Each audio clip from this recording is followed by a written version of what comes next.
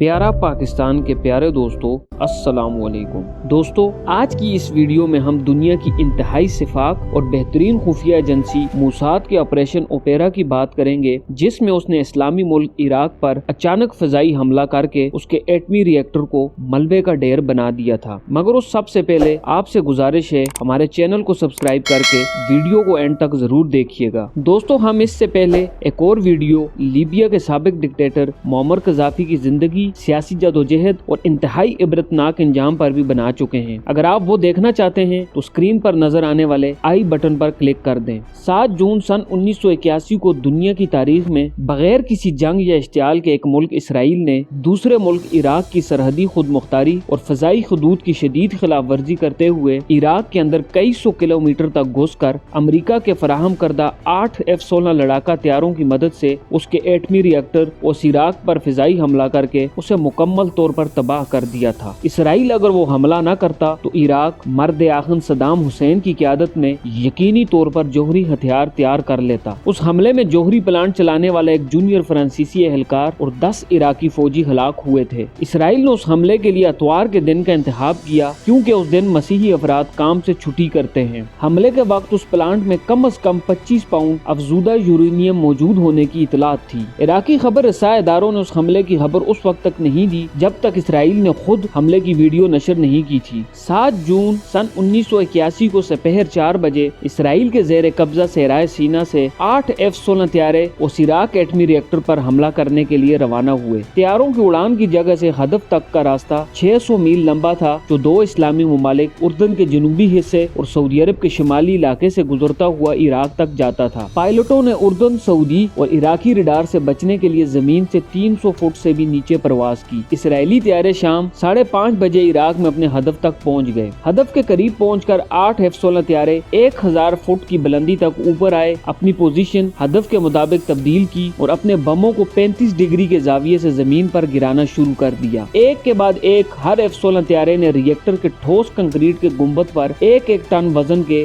2-2 बम गिराए। ये दुनिया में किसी जौहरी रिएक्टर पर पहला हमला और किसी जौहरी मरकज पर तीसरा हमला था। इराकी सदर सदाम हुसैन ने उस हमले से कुछ अरसा कबल ऐलान किया था कि जौहरी रिएक्टर ईरान के खिलाफ नहीं बल्कि इसराइल के खिलाफ है। उस अचानक हमले से इराकी बिल्कुल घबरा गए। हमला करने वाले तैयारों पर एक मिसाइल भी फायर नहीं हुआ। आज भी सारी दुनिया के दिफाई तज्जिया निगार इस बात पर हैरान हैं कि तवक्को के बरक्स वापसी के रास्ते में इसराइली तैयारे न ही एंटी एयरक्राफ्ट फायर का निशाना बने और न ही कोई जमीन से फिजा में मार करने वाला मिसाइल उनकी जानब दागा गया। तमाम तैयारे बहिफाजत वापस इसराइल पहुँच भी गए। तकरीबन $27.5 करोड़ की ये जौहरी तंसीब तकमील से सिर्फ चंद महीने ही दूर थी, मगर इसराइल के इस भरपूर हमले ने बगदाद को जौहरी ताकत बनने से हमेशा हमेशा के लिए महरूम कर दिया। इराक ने हमले के फौरन बाद अपने रद्द-ए-अमल में पहले तो इस हमले का जिम्मेदार ईरान को करार दिया, लेकिन जब सारी दुनिया को नाकाबिले तरदीद हकायक का इल्म हो गया तो इराक ने भी तस्लीम कर लिया कि हमला इसराइली तैयारों ने ही किया था। उस हमले के बाद दुनिया के कई ममालिक ने इसराइल की सिर्फ बराए नाम मजम्मत की। अलबत्ता फ्रांस के इसराइल से ताल्लुकात कुछ अरसा के लिए कशीदा रहे। इसराइल की ये बमबारी बैनुल अक़वामी क़वानीन के लिहाज से गैर कानूनी कार्रवाई थी। बाद में जौहरी तवानाई के इदारे IAEA ने इसराइल की सरजनिश के साथ साथ इसराइल से अपनी जौहरी तंसीबात की इंस्पेक्शन का मुतालबा भी किया, जिसे इसराइल ने नहायत दीदा दिलेरी से ठुकरा दिया। ये एक बहुत ही गैर मामूली कार्रवाई थी। इम्कानात के लिहाज से शायद ही दुनिया की कोई दूसरी फिजाइया ऐसा काम सर अंजाम दे सकती हो। आलमी बरादरी की मुजरमाना खामोशी ने इसराइल को इतना बेखौफ कर दिया कि उसने इराक के बाद सन 2007 में बमबारी करके एक और इस्लामी मुल्क शाम का मुबैना जौहरी रिएक्टर भी तबाह कर दिया था। उस भरपूर हमले से कबल इराक के जौहरी मंसूबे की तामीर में रुकावटें डालने के लिए इसराइली इंटेलिजेंस एजेंटों ने वो सब कुछ किया जो उनके लिए मुमकिन था, जिनमें कई सीनियर साइंसदानों का कत्ल भी शामिल है। इसराइल के मुताबिक फ्रांस अपना न्यूक्लियर प्लांट इराक के एक ऐसे सदर सदाम को फरोख्त कर रहा था जो अपने आप को सलाहुद्दीन अयूबी का जानशीन समझता था, क्योंकि सुल्तान ही ने बैतुल मुक़द्दस पर हमला करके यहूदियों की हुकूमत खत्म की थी। इसराइल सदाम हुसैन को अपने वजूद और सलामती के लिए बहुत बड़ा खतरा समझता था। इसराइल ने सदर सदाम हुसैन को कमजोर करने के लिए कुर्दों के मुख्तलिफ ग्रोहों को गोरिल्ला जंग की तरबियत भी दी, लेकिन ये सब सदाम को कमजोर करने में नाकाम रहा। इसराइली खुफिया एजेंसी मोसाद ने एक मौके पर कुर्दों के तावन से सदाम हुसैन को बिल्कुल उसी तरह कत्ल करने की प्लानिंग भी की जिस तरह उन्होंने मिस्री इंटेलिजेंस के सरबराह को सन 1956 में कत्ल किया था, मगर वो मंसूबा भी नाकाम हो गया। उस वक्त तक सदाम हुसैन इराक के एक ताकतवर लीडर बन चुके थे। सदाम हुसैन यहूदियों को माजी की कौमों की बाकी मांदा गलाजत समझते थे। हर कीमत पर एटमी कुव्वत बनने के लिए सद्दाम हुसैन ने सन 1975 में फ्रांस से जौहरी पावर प्लांट खरीदने का मंसूबा बनाया, जो कि किसी भी अरब मुल्क की जानिब से जौहरी रिएक्टर हासिल करने की पहली कोशिश थी। सद्दाम हुसैन ने उस जौहरी प्लांट के हुसूल के लिए $2 अरब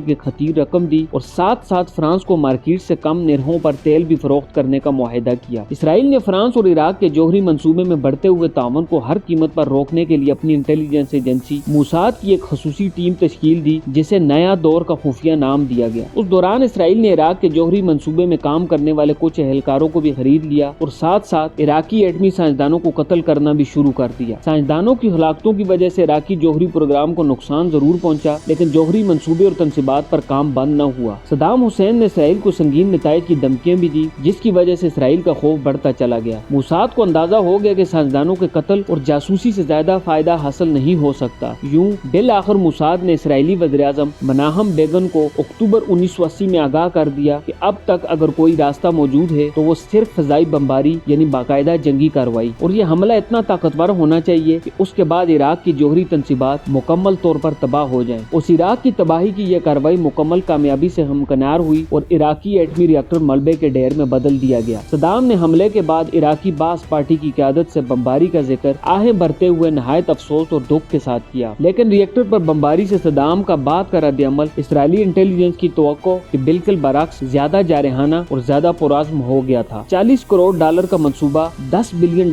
का मंसूबा बन गया और 400 साइंसदानों की तादाद बढ़कर 7000 हो गई। और फिर शायद यही हिम्मत व हौसला और हर कीमत पर एटमी हथियारों का हुसूल सन 2003 में इराक पर अमेरिकी हमले और फिर सद्दाम हुसैन की फांसी का बायस बना। यहाँ सबसे ज्यादा काबिल अफसोस बात यह है कि उस हमले के लिए 2 इस्लामी ममालिक सऊदी अरब और उर्दन ने इसराइल का भरपूर साथ देते हुए उसे बिल्कुल आजादी के साथ अपनी फजाई हदूद इस्तेमाल करने की इजाजत दी। हमले के बाद इसराइल ने अपनी दिफाई हिकमत अमली में एक नए नजरिए बेगन डॉक्ट्राइन का इजाफा किया। उस डॉक्ट्राइन के मुताबिक इसराइल खित्ते में अपनी सलामती के लिए खतरा समझे जाने वाले किसी भी मुल्क को किसी भी कीमत पर जौहरी टेक्नोलॉजी से महरूम रखेगा। दोस्तों, पाकिस्तान आर्मी के चंद अफसरों ने सन 1995 में अपने सीनियर्स को कत्ल करके मुल्क में खिलाफत कायम करने का एक खुफिया मंसूबा ऑपरेशन खिलाफत बनाया था, मगर फिर वो क्यों नाकाम हुआ और वो सारे किरदार किस तरह गिरफ्तार हुए, ये जानने के लिए स्क्रीन की राइट साइड पर नजर आने वाली वीडियो पर क्लिक करें। एक नई वीडियो के साथ बहुत जल्द आपके साथ मुलाकात होगी। अगली वीडियो तक के लिए अपना ख्याल रखिएगा। अल्लाह हाफिज।